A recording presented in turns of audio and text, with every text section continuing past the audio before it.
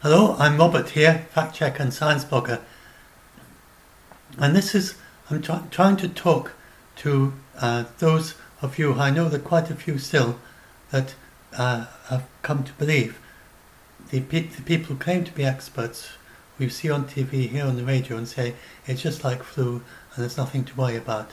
And even while at this moment, the intensive care units where they're actually full of people in the United States, they're not able to keep up. They actually are still considering whether they might have to be in a dreadful situation a couple of weeks from now, where they might have to say, well, we can't give the necessary care to everyone who's at risk of dying. And that would be awful if that happens.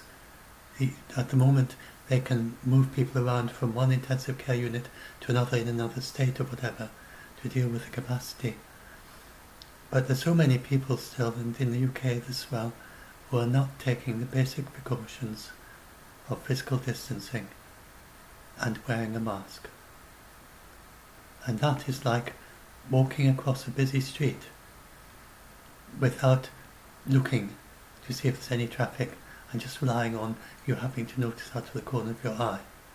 Most people living in a city will look in both directions and check there's nothing coming before they cross the road. And not doing physical distancing is like not doing that. You may well manage quite fine for half a dozen times crossing the road, maybe even 100 times crossing the road if you've got good peripheral vision. But at some point you're going to be surprised by something coming out of a car, coming out of a side road, just around there, just out of the field of view of what you can see easily, or you're just not focusing very much on what's ahead of you, and then you have your accident. And if you keep not doing physical distancing and do it inside and out, always step back 1 meter. Be the physical distancing person who always steps back whenever you interact with someone. A very short encounter of 1 minute, if they come up a bit close and you step back, don't worry about that. You become a contact if you talk to them within a meter for 15 minutes, or through the day, short contacts adding up to 15 minutes. And that is outside as well as inside. So when you're outside, also step back. Always step back. Make it a habit, and there's no problem with it. It's not difficult. And so in the United States, they just reached the grim milestone on Christmas Day. I think it's just about precisely on Christmas Day that 1 in 1,000 Americans have died of COVID-19. And so their risk, the base jumping fatality risk, I think very few of the people watching this would be keen on base jumping and would think that they'd like to jump off a mountain, and this chap's got a parachute in his, he'll have a parachute in there, and then he'll kind of, like skydiving, and then he pulls the parachute at the last minute and parachutes to the ground. And most people survive that. That means 1,999 out of 2,000 people survive a base jump. But the 1 in 1,000, 2,000 dies. Your risk of your chance of surviving the last year in the United States of not dying of COVID is higher than your risk of dying if you'd done one base jump last year. And most people wouldn't do a base jump. And then 1 in 10 of young get long COVID, and that's very, very sick. So I'm just going to talk a little bit about long COVID. So most of my people who follow my channel will already be taking precautions, and they will not be taking these risks. But this is to talk to the few who perhaps are not taking precautions yet. So I'm just going to show you, so in parts of the United States, so I just chose, this is pretty much at random, there are quite a few large areas like that, where it's got down to 1 death in 500 or less in the United States. 1 person in 500 has died in the last year. And that's in Michigan, and that's out of 1 in 20 or so people are infected even as taking account of that being an underestimate, it's clearly got a long way to go. And there are other places where it's 1 in 200 have died. And that is about what you'd expect. But even those, it shows like 1 in 8 infected or something like that, which suggests that that is just an estimate over general population. If you've got more vulnerable people, if you've got a high population that are elderly, which is the case in many parts of the United States, then it's going to be higher than that 5 in 1,000 is what you would expect if it's just an average population based on the case fatality rate. But if you've got more elderly people in that state, it could well go way above that. It could go, I mean, if all of them were over 90, which of course is very unlikely, then you're talking about 1 in 6 or something. So you really, it's not, and then what this also hides is you've got 82,000 cases. Out of those, there are probably 8,000 people who are sick for months. And that's a hidden problem. And sick, very sick, that means. It can be quite a mild thing. Sometimes they've lost their sense of taste and smell. Who would want to lose the sense of taste and smell for 3 months? Or taste things that used to taste nice don't taste very strange. It's quite difficult to actually even eat because the things you eat don't taste like anything, or they may taste like things that are horrible, although you know they're healthy and good for you. So there are thousands of people, hundreds of thousands of people in that situation around the world now, but then others, then they have long COVID. So I want to talk a little bit about long COVID. Oh yeah, so if you got it seriously, if you don't die, I mean, I suggest you listen to this video. I won't play it through this because it would make it longer, but it gives you an idea. This lady, she was under a ventilator for weeks and months. I can't remember how long she was under it, and most of that time she's unconscious. The time just passed. She didn't know how many months had passed when they woke her up. When eventually she got out of the ventilator, through all that time, then she was depending for every breath on the ventilator and on the experts who would monitor her blood oxygen levels, monitor her vital symptoms, be constantly micro-adjusting the ventilator to give her the best possible care. And you are totally dependent on them. If that fails, you die. And so that is a hidden figure again amongst those 80,000 or whatever, how many was it in Michigan? Then you know it's not quite a, where's the page gone again? I've lost it. Oh, it's down a bit, is it? Yeah, there we are. Then no, where's the Michigan one? There we are. So that 82,000 people that have got cases in Michigan, and 1 in 500 have died, and there'll be more. Some of these might eventually die. Most will recover, but quite a lot of them will be under ventilators at this particular right now as we're talking, and some of them will be under ventilators for weeks or months, and others will be hospitalized, and others will be at home, and about 8,000 of those will still be sick months later. And now I want to talk to you about this COVID-19 sickness. So where have I got this? It's further up the page again. So have a listen. So look, 6 months ago, half a year ago, I was carefree. I could dance, cycle, do my own food shopping and breathe. Now I am back on bed, rest, and need tablets to lower my heart rate. You don't even think about breathing, most people. But, difficulty breathing. 6 months ago I was doing multi-day hikes.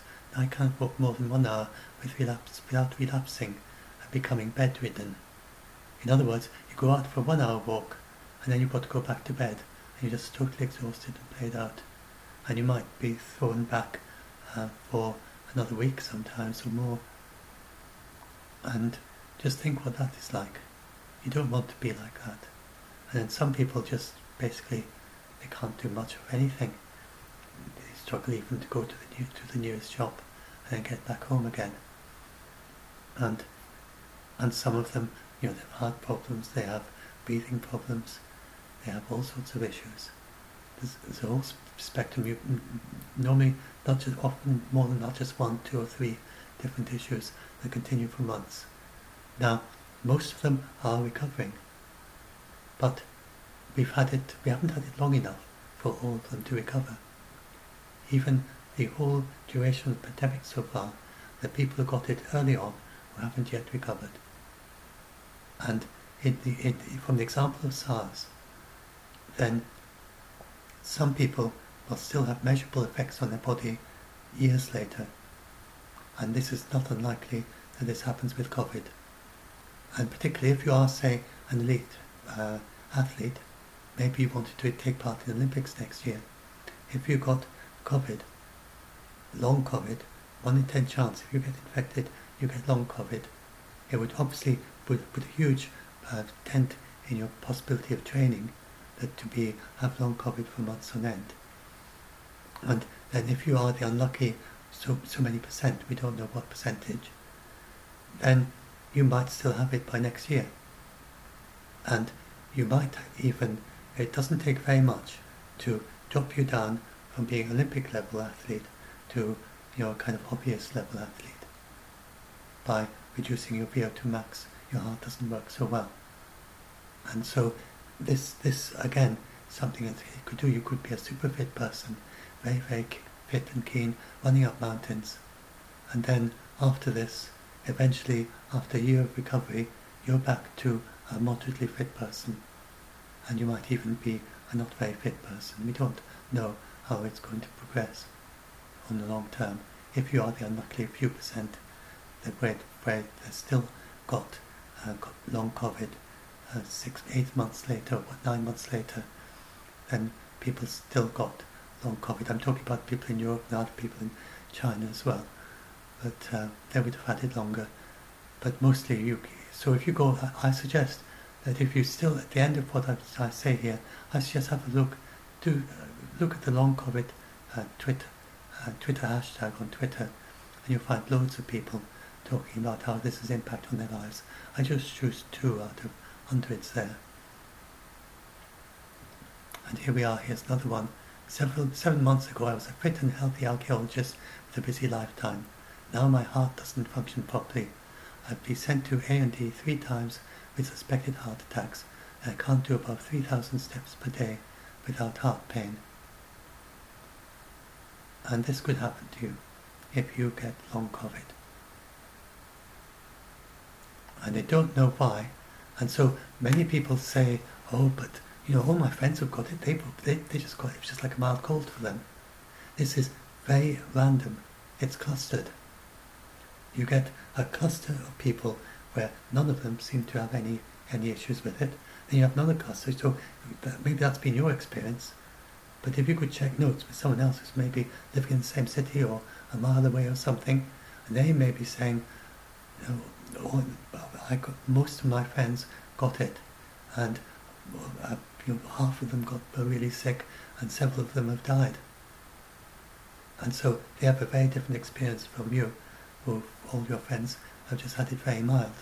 So please don't assume that because your friends, you happen to be a lucky cluster, it doesn't mean that the disease is mild, just because your cluster is mild. It seems to work like that.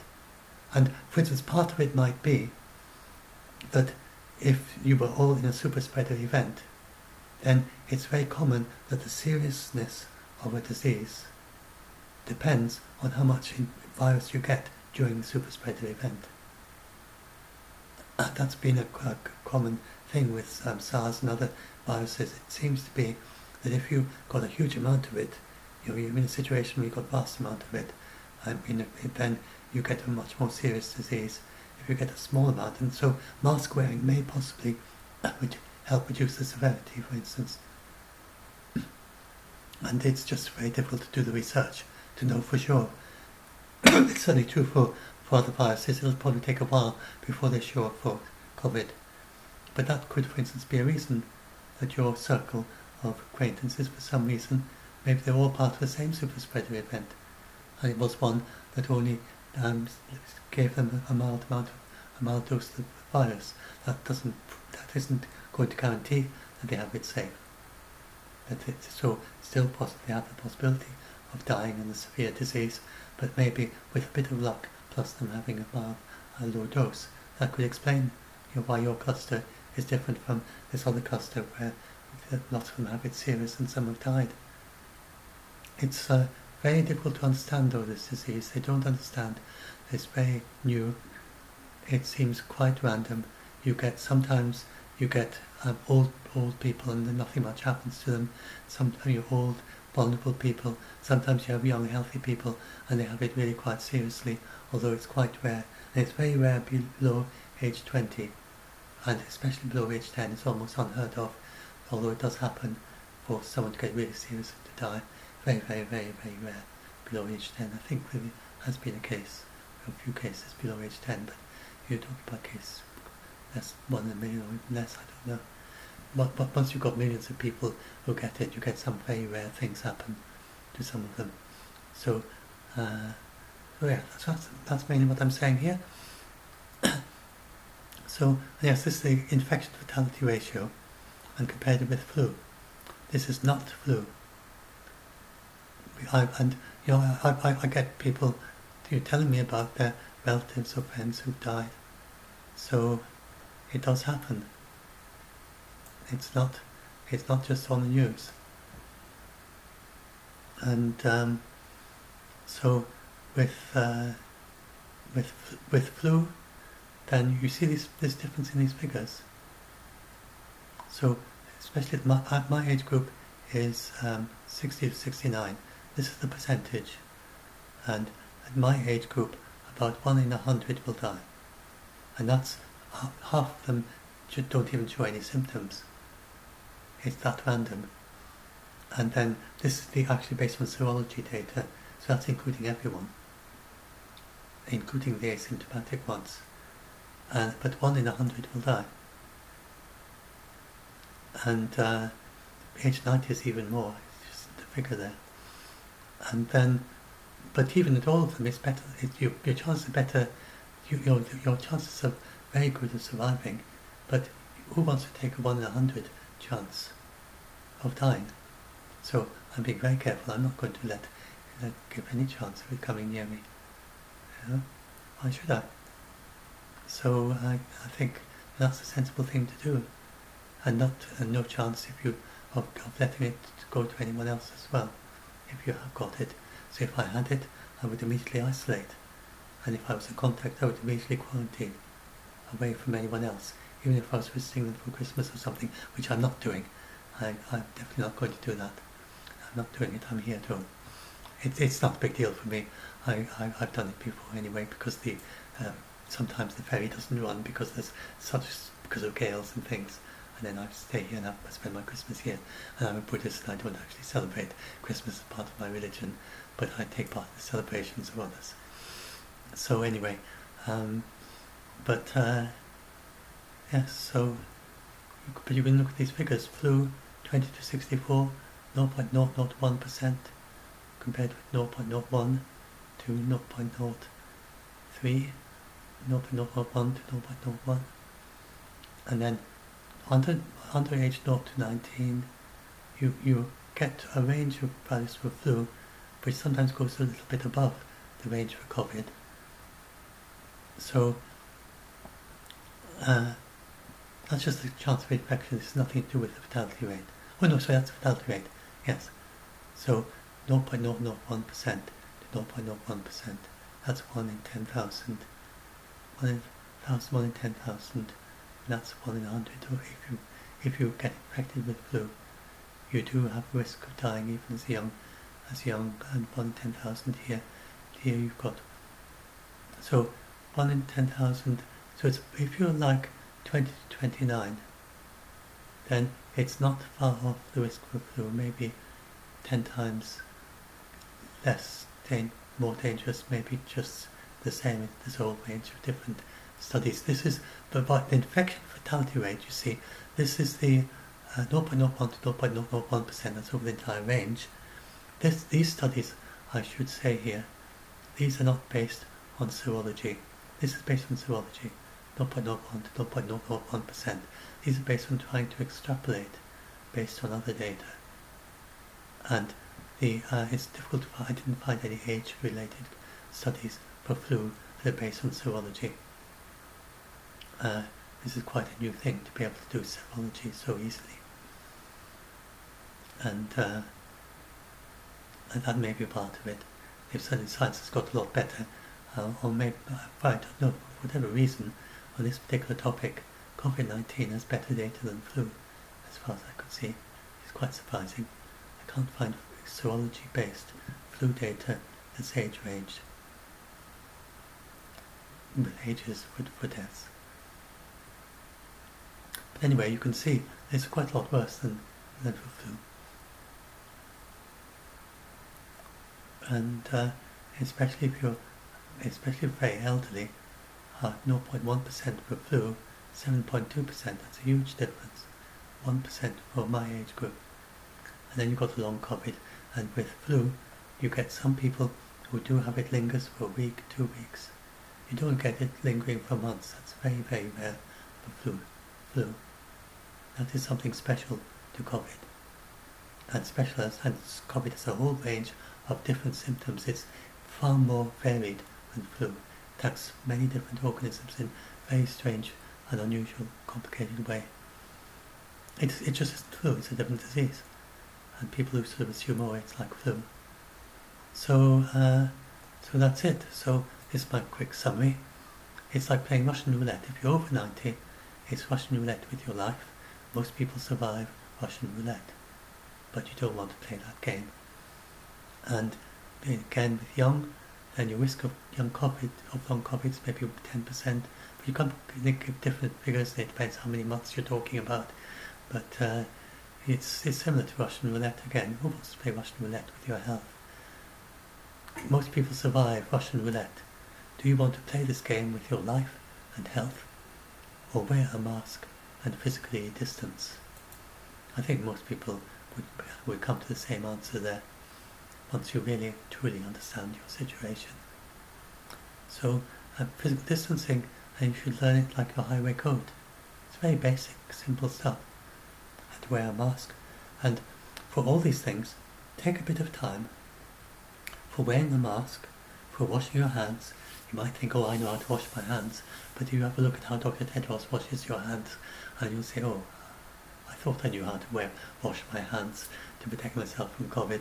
Have a look at how he does it, and then you learn how to wear a mask and how to do the distancing, and there we are.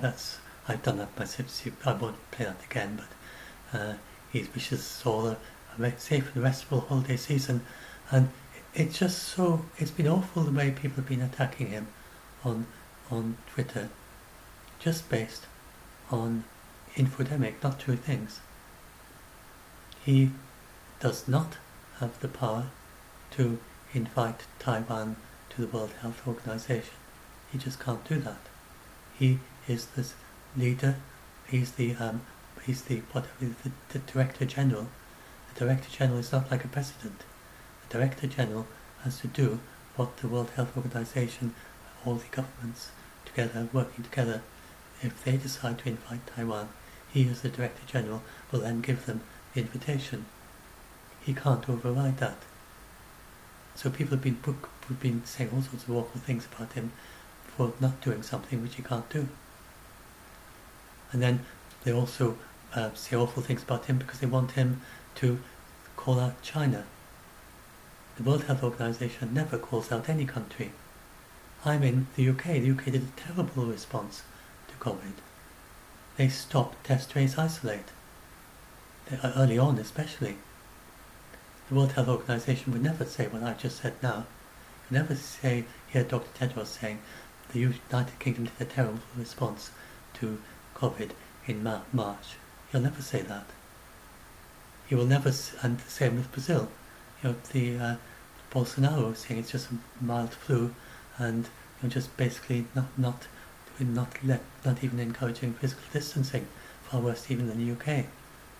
The even though the World Health Organization were asked about that several times, they never said one negative thing about Bolsonaro. Not once. So people who then say, oh, World Health Organization, why isn't Dr. Tedros calling out the China?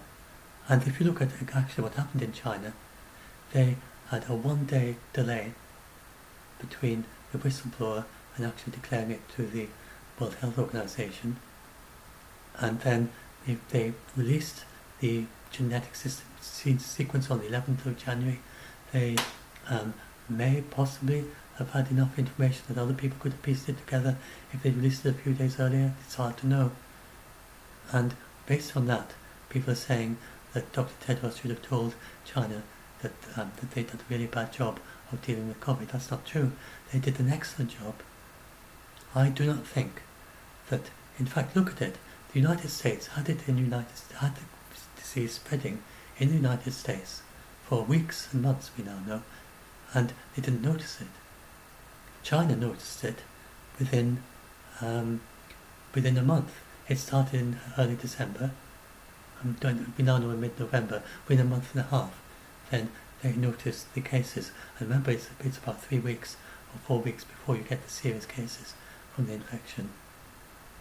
And you build up, and they had a very fast response to it. And I don't think either the United Kingdom or the United States would have had nearly as fast a response as China. And then you look at people arguing about, they're hiding the Chinese hide their information. The United Kingdom was awful for hiding its information, especially early on. This hidden sage group not explaining to any of us, not releasing its papers, and just making decisions, and nobody knew why they made them. And the World Health Organization will never call anyone out on any of that. It's just not what they do. Never publicly call out anyone. Very, very rare. Back with SARS, when China hid it for an entire year. Back then they did hide it for several months. Then the World Health Organization did rebuke China, but in a way that to us looks very mild. But just for them to say anything at all was very significant and unusual. That is the context in which these people are asking Dr. Tedros to do something that's impossible, and for someone in his position to do. And he has been exemplary. He's seen things in advance, weeks before they happen, weeks before anyone else really noticed. He was saying things in January that people were saying. He's been very foresighted, not through seeing the future, but from his past experience of dealing with other pandemics. He's got a lot of experience. The entire World Health Organization does. He said things in January that the United Kingdom is only just beginning to realise now. And he said in, I think, early April, that we must quarantine politics, long before the political thing was happening in the United States. That was before the United States withdrew from the World Health Organization, before the big polarization over masks, indeed before anyone was even wearing masks. Then Dr. Tedros predicted that he said we must quarantine politics. If we politicize this virus, and he's been a politician, he knows what it's like, and the temptation to make political capital of anything, the kind of how it feels that you really must make your political point. And he said we must quarantine politics for COVID, because the virus will go through the gaps. Whenever you've got two parties arguing with each other, then the virus will find the gaps between them. That's exactly what happened in the United States. And he said that long before there was anything about masks. Masks hadn't even been thought of back then. They were using masks for health workers, but back then they didn't realise that masks could were a way of protecting the ordinary public, because they thought we would do it in such a sloppy way that it wouldn't actually do anything to protect us. Turns out, even being very sloppy, it does help protect you. Anyway, so that's it. I'll stop now. Do protect yourself. Do protect yourself. But you've got to it's for you to make your decision. I'm just giving you the information. So I'm linking you to the correct information, to the very best information there is in the world, which any of us can now access at the tips of our fingertips. Just go on the web. Instead of going to the bad information, the people who don't know anything about COVID, who never researched into it. Go to the people who are actually working on COVID, understand it, know it, and then listen to what they say. And The World Health Organization are the best researchers on COVID in the entire world. They do extremely thorough research on COVID, and they're where it's at.